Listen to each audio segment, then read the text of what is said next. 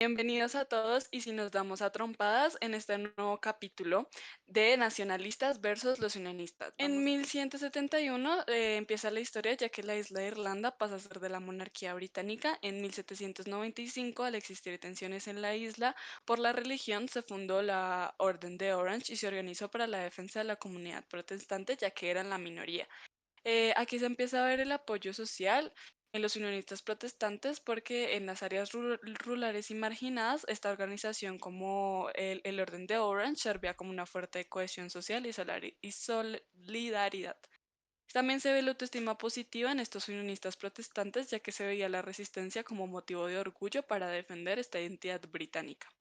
En 1900 existe el Home Rule o el autogobierno en español, que quería más autonomía y se creó un parlamento irlandés del Reino Unido. No querían ser independientes, solo tener un poco más de grado de poder dentro del Reino Unido. Empieza a existir los nacionalistas irlandeses a condensarse más y son mayoritariamente católicos y estos sí querían separarse completamente del Reino Unido. Y por otro lado estaban los unionistas protestantes que eran más leales a la corona. En 1912, los nacionalistas ganaron mayores puestos en el gobierno y se presenta la ley de la autonomía, pero no fue posible por la Primera Guerra Mundial. Tras el intento de la petición, los unionistas fundaron los voluntarios de Ulster, que querían parar el autogobierno y lograron tener 100.000 miembros y armas.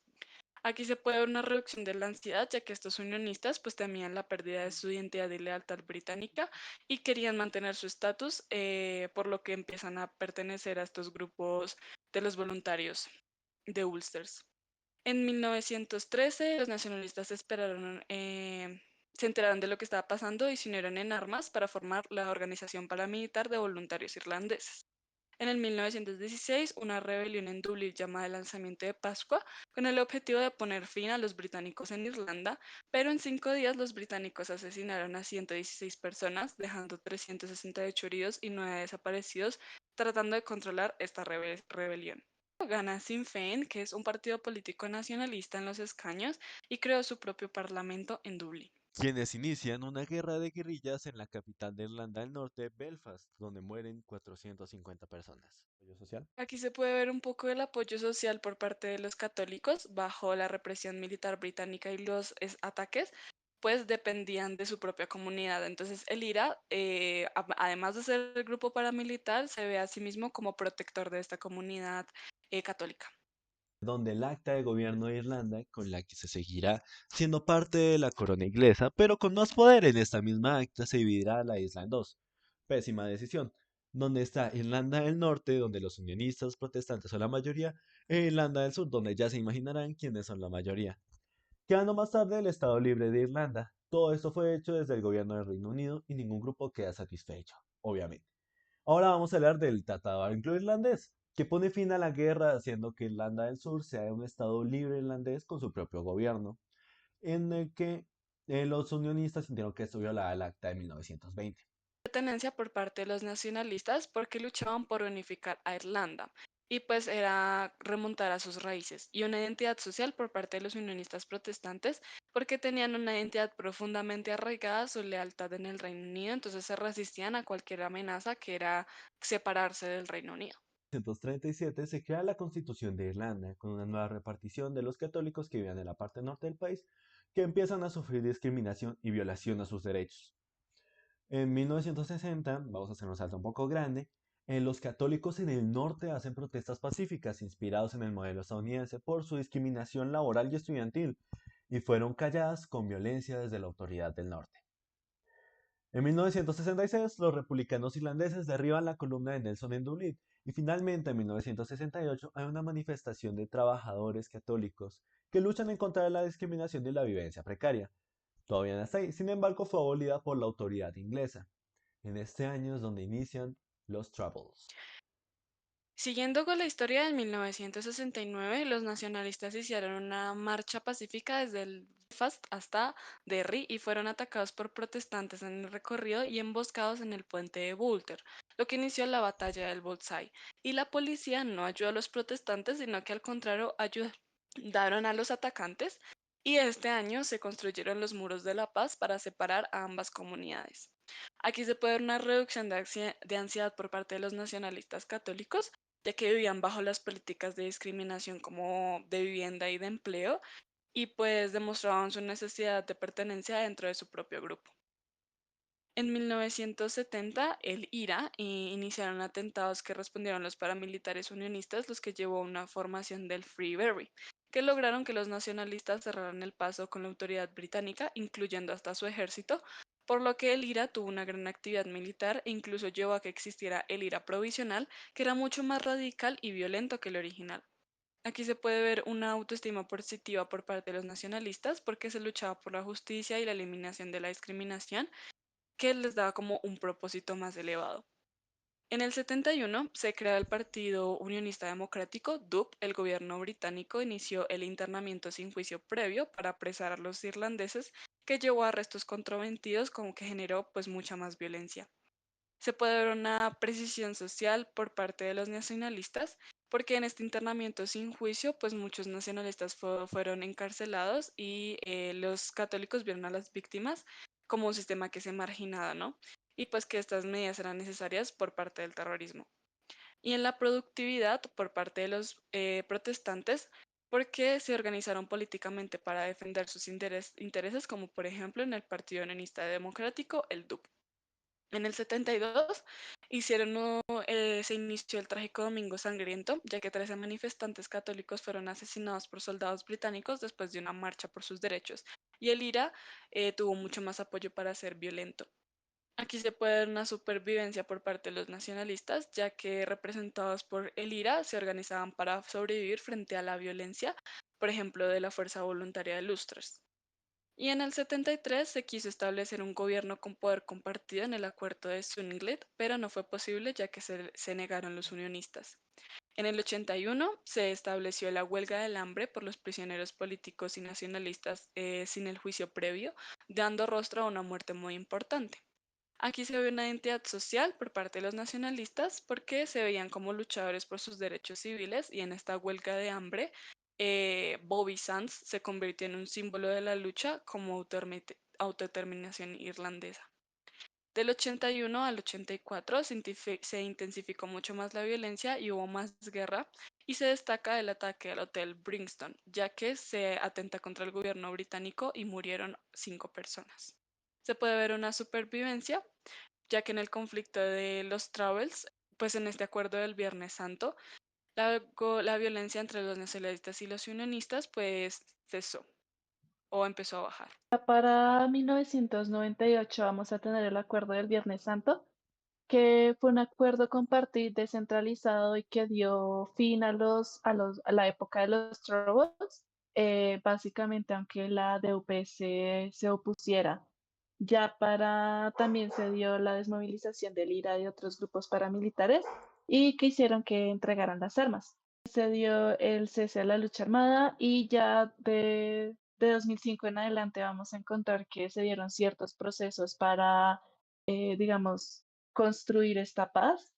Seguían en pie los muros de la paz y se empezaron a realizar investigaciones sobre las personas desaparecidas durante toda esta época de conflicto, algo que es como el conflicto bélico y que va a sustentar la manera en la que ambos grupos se van a comportar entre sí. Podemos teorizar que esta violencia va a surgir de sentimientos como injusticia y rechazo que van a estar marcados desde el inicio por el desplazamiento de los irlandeses católicos, a quienes en un proceso de colonización se les van a arrebatar las tierras y se las van a ceder a los ingleses protestantes. También podemos hablar desde una teoría de asignación que, según Baron, vamos a tender a explicar por qué se da cierto comportamiento entre una lógica de causa-efecto, y la vamos a profundizar situándonos en la teoría de atribuciones de causales de Kelly, ya que se ve un intento por responder a la pregunta de por qué hacen lo que hacen. Para ello vamos a interpretar que a esta situación se referenció a un grupo externo, se le dio ciertos motivos religiosos, que va a ser la contraparte anglicana, y que va a dar origen al conflicto desde una perspectiva irlandesa, ya que les robaron las tierras y los subyugaron a condiciones de un gobierno que no habían solicitado ni aprobado. Entre otras cosas, por supuesto que va a existir dentro de esta población irlandesa un gran resentimiento, porque el valor que se le otorga a la tierra donde se trabaja y donde se cosecha el alimento para la familia no es precisamente cualquier cosa, no significa cualquiera para los irlandeses. Y a medida que se va a desarrollar el conflicto van a aparecer otros sesgos que si bien van a servir como atajo para comprender esta realidad, van a acentuar mucho más el conflicto según las contrapartes, según se comporten.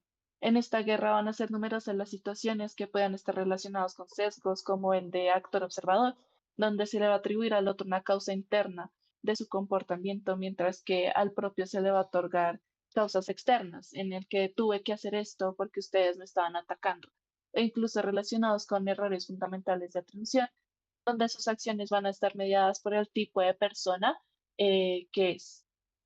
Eh, Va a dar mucho que hablar durante la categorización social, que va a hundir su raíz en estos motivos que les vamos a otorgar a los actos de los demás y que la característica principal que va a separar a uno y otro grupo va a ser la religión y se va a reforzar a través de la marcada ideología política. Es el caso que empieza a notar entre los unionistas, que van a ser los anglicanos, y los republicanos, que van a ser los católicos o nacionalistas. Y como bien, pues nos vamos a situar, el endogrupo va a ser los irlandeses católicos y el exogrupo los ingleses protestantes.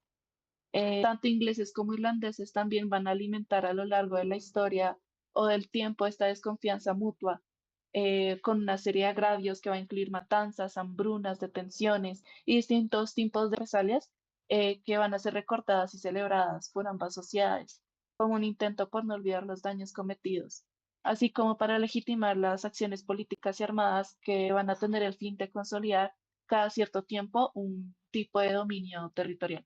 Ambos grupos se origina, como lo observamos, en la polarización del territorio irlandés. Se termina una amplia cantidad de estos recursos de parte de un ámbito religioso, como es esta sensibilidad frente al tema o el apelar al otro bando como el enemigo.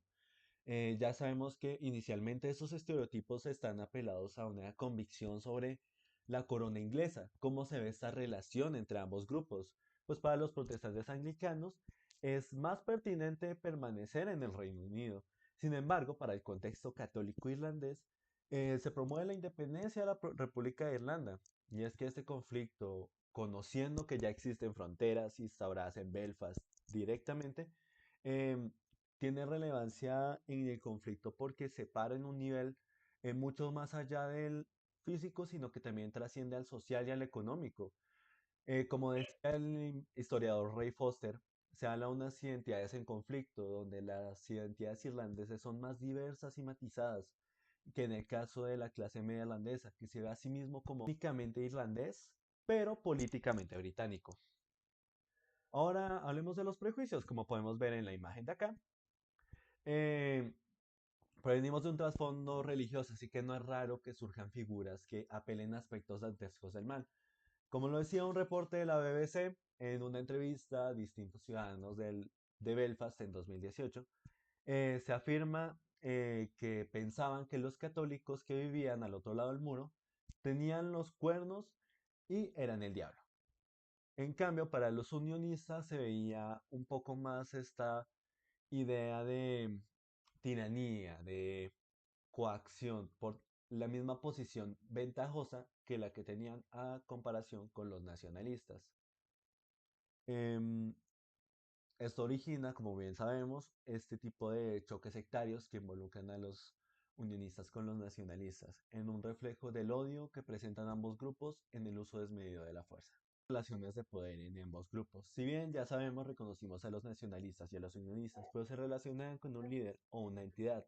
En este caso, para los nacionalistas hablamos de IRA. Para los unionistas, la URC.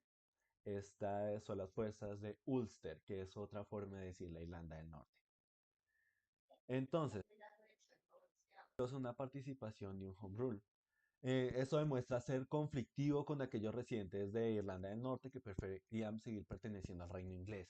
En esta dinámica se contempla una situación del poder coercitivo en una aparición de distintas fuerzas como las de la RUC o el IRA, en todo su ámbito provisional y la aparición de entidades gubernamentales que promueven a través de este el uso de las fuerzas de opresión sectaria que responden al otro bando por medio del uso del mismo poder. Eso se ve más que todo en batallas como la de Boxite o la del Domingo Sangriento.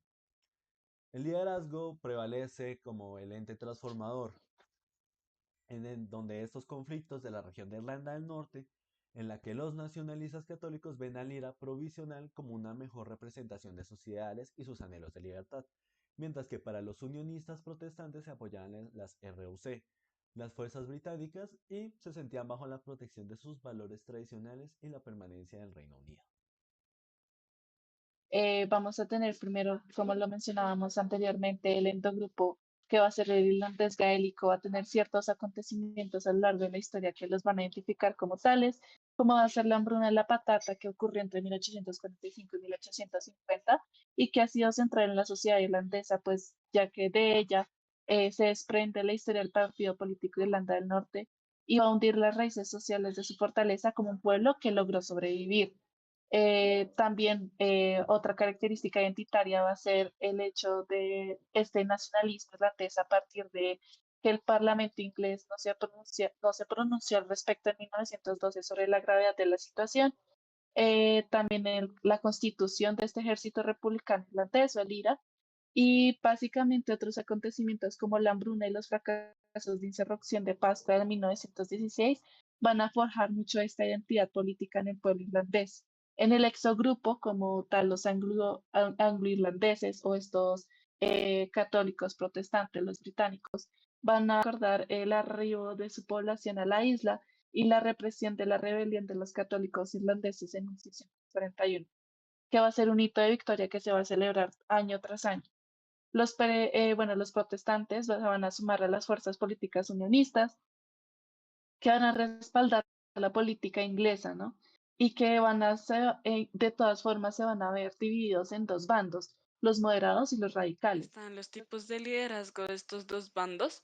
A los nacionalistas los podemos identificar como un líder democrático desde la teoría de Lewis, ya que pues este liderazgo se basa en identificarse con el grupo, en donde las discusiones se notan más participativas. Entonces, al inicio de la formación de este grupo, podemos tomar en cuenta a Sinn Féin, ya que gana por votación en los escaños y pues escucha a su comunidad creando un nuevo parlamento en Dublín.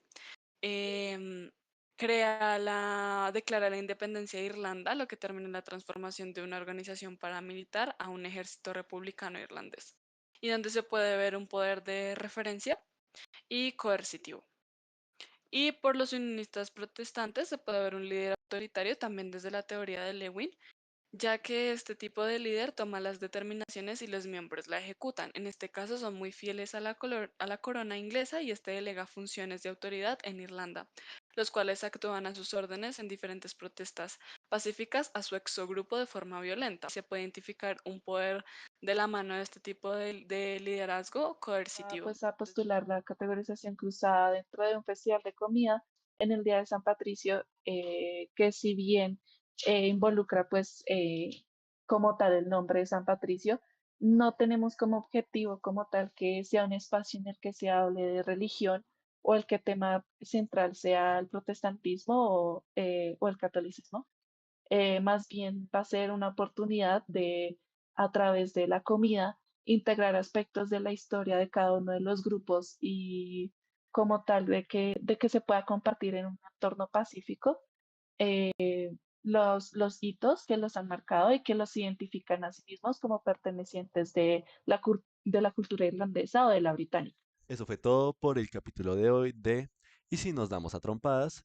Yo soy Juan Sebastián y estoy acá con mis compañeras Sara Aguirre y Alison Castañeda. Los esperamos en el próximo capítulo.